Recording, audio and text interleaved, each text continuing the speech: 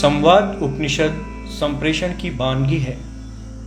इसमें संप्रेषण के स्वरूप, जीवन में संप्रेषण की भूमिका, अध्यात्म के साथ संप्रेषण के संबंधों की विवेचना की गई है। वेदों की मान्यताओं को वैज्ञानिक धरातल पर प्रस्तुत करते हुए सृष्टि रचना में प्रकृति के संवाद की विशद विवेचना भी की गई है। उपनिषदों का प्राकट्य किसी काल विशेष तक सीमित नहीं रहा, समय समय पर वह होता रहा है। पहले ईश आदि 10 उपनिषद थी, बढ़ते बढ़ते उनकी संख्या 223 तक पहुंच गई। मध्यकाल में अल्लोपनिषद नाम से भी एक उपनिषद प्रकाश में आई। उसी परंपरा में संवाद उपनिषद अभी तक आपके सामने पुस्तक के रूप में मौजूद है। अब प्रस्तुत है ऑडियो सीरीज में। आइए जुड़ते हैं संवाद उपनिषद से। शुरुआत करते हैं संप्रेषण के परिचय से। जीवन आदान प्रदान का पर्याय है। सामाजिक प्राणी होने के नाते मानव का सबसे बड़ा और महत्वपूर्ण आदान प्रदान आपसी संवाद या संप्रेषण है। जन्म के साथ ही रोने से यह संवाद शुरू हो जाता है, जो मृत्यु पर्यंत जारी रहता है। ऐसा नहीं है कि यह संवाद केवल मनुष्यों में ही होता है। सृष्टि का हर प्राणी आकाश, वायु, जल आदि की भी अपनी भाषा होती है। प्रकृति का संवाद ईश्वर का संदेश देता है। वही प्राणियों का संवाद जीव की भाषा बोलता है, अपनी अपनी योनियों के अनुसार। जब कृष्ण कहते हैं ममै वांसो जीव लोके जीवभूत सनातन है, तब जीव का संप्रेषण भी ईश्वर का ही हो जाता है। कितने आश्चर्य की बात है कि संप्रेषण में कहीं व्यक्ति की चर्चा तक नहीं है। शरीर में व्यक्ति है ही नहीं। व्यक्ति तो शरीर का नाम है। भीतर आत्मा है, जीव है, ईश्वर है। जमीन पर एक दाना चीनी गिर जाती है, तब चारों दिशाओं से चींटियां वहां पहुंच जाती हैं।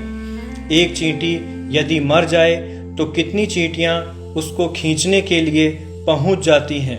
वर्षा की आहट मात्र से हजारों चींटियां कतार बनाकर अन्न संग्रहण को निकल पड़ती हैं। फूलों में पराग के आते ही भंवरे पहुंचने लगते हैं। क्या प्रकृति में संप्रेषण के ये अद्भुत प्रमाण नहीं है? संप्रेषण में गति है, प्राणवान तत्व है। शरीर से किया गया संप्रेषण जड़ होता है। चेतना के योग से किया गया संप्रेषण चेतन होता है, चेतना को प्रभावित करता है। एक इंद्रिय प्राणी वृक्ष से लेकर 5 इंद्रिय प्राणी मनुष्य तक सभी बाह्य या अंतः चेतना युक्त होते हैं। चेतना का स्वरूप सभी प्राणियों में एक जैसा है। अतः चेतना को ही संवाद की आवश्यकता का अनुभव होता है। वसुधैव कुटुंबकम की अवधारणा के मूल में भी यही चेतना है। हमारे जीवन को चेतन तथा अवचेतन मन ही चलाते हैं। चेतना ज्ञान स्वरूप है। ज्ञान से ही मन में कामना पैदा होती है। कामना पूर्ति ही जीवन का आधार बनती है। हमारे अध्यात्म के 4 स्तर होते हैं: शरीर, मन, बुद्धि और आत्मा। जिस स्तर से इच्छा पैदा होती है, वैसा ही उसका स्वरूप हो जाता है। वैसी ही भाषा, मौन अथवा इंगित का उपयोग होता है। उतना ही उसका प्रभाव भी होता है। शरीर की भाषा शरीर तक और मन की भाषा मन तक। इच्छा चूंकि मन में उठती है, अतः उसका सामने वाले व्यक्ति के मन को छूना भी अनिवार्य है। शरीर और बुद्धि में इच्छा पैदा ही नहीं होती। इनके माध्यम से किया गया संवाद किसी के मन को छू ही नहीं सकता। मन के भी 4 ही धरातल होते हैं: इंद्रिय मन, सर्वेंद्रिय मन, महन मन और स्वशियस मन, इंद्रिय और सर्वेंद्रिय मन स्थूल शरीर से जुड़े रहते हैं। महन मन सूक्ष्म शरीर से तथा स्वशियस मन कारण शरीर से जुड़ा रहता है। यह अव्यय पुरुष का मन है और हमारा आत्मा कहलाता है।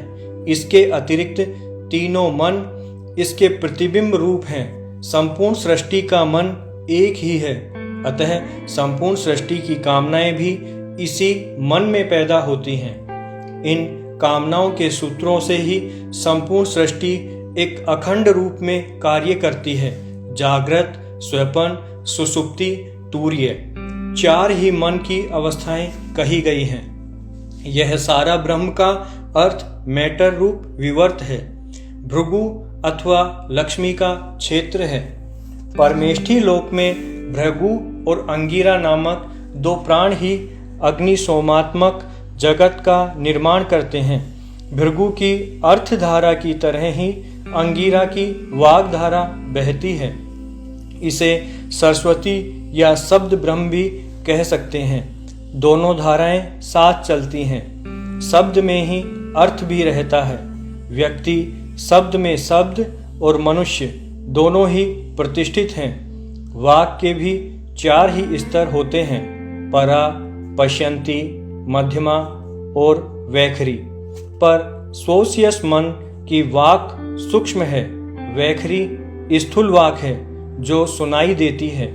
इसी प्रकार शब्द के भी 4 ही रूप होते हैं, स्फोट, नाद, अक्षर, शब्द। स्वर, व्यंजन, पद, वाक्य भी वाक्य के 4 अन्य विवर्त हैं। इसी प्रकार सुनने वाले के भी अध्यात्म के 4 धरातलों, मन के 4 धरातलों में क्या प्रतिक्रिया होती है, इसको ध्यान में रखकर ही संवाद किया जाता है। मूलतः प्रत्येक संवाद का एक ही लक्ष्य होता है, सुनने वाले के मन को प्रभावित करना, ताकि वह संवाद को स्वीकार सके, उसी रूप में समझ सके जिस रूप में संप्रेषित हुआ है। बुद्धि के तर्क इसमें बाधा नहीं बने।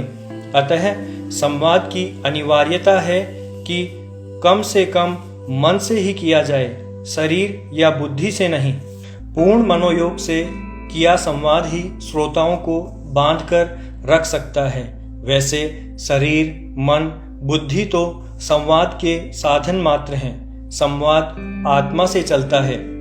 आत्मा तक ही पहुंचना चाहिए, वरना बीच में ही खो जाएगा, जीवन के साथ नहीं जुड़ पाएगा। संवाद में आत्मीयता का होना असाधारण बात है। भक्ति की चरम स्थिति है, माँ का वात्सल्य है, गुरु शिष्य संवाद है। इसमें शब्दों की आवश्यकता ही नहीं रह जाती, बस मौन। संवाद में शब्द तो साधन होते हैं, शरीर होते हैं।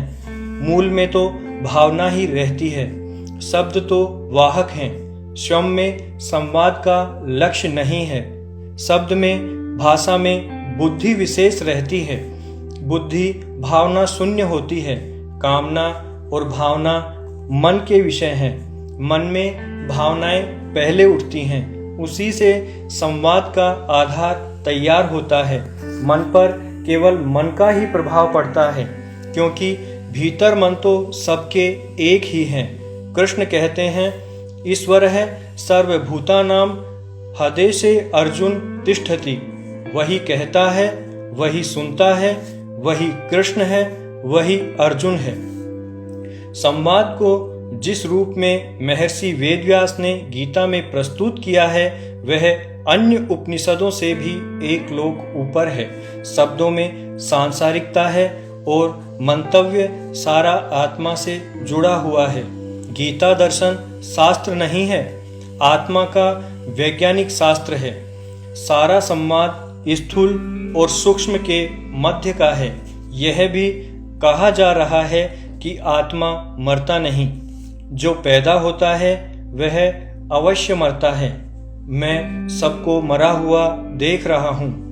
तुम्हारे और मेरे कई जन्म हो चुके हैं। पिछले जन्मों के संस्कार आगे के जन्म में साथ चलते हैं, अर्थात आत्मा चलता रहता है। कपड़ों की तरह ही शरीर बदलता रहता है। संप्रेषण को समग्र में समझने के लिए ये सारे दृष्टिकोण सामने रखने होंगे। शब्द चाहे गंभीर हो, हंसी मजाक के हों या गाली गलौज के, धरातल एक ही रहेगा। सिद्धांत और प्रभाव का स्वरूप एक ही रहेगा।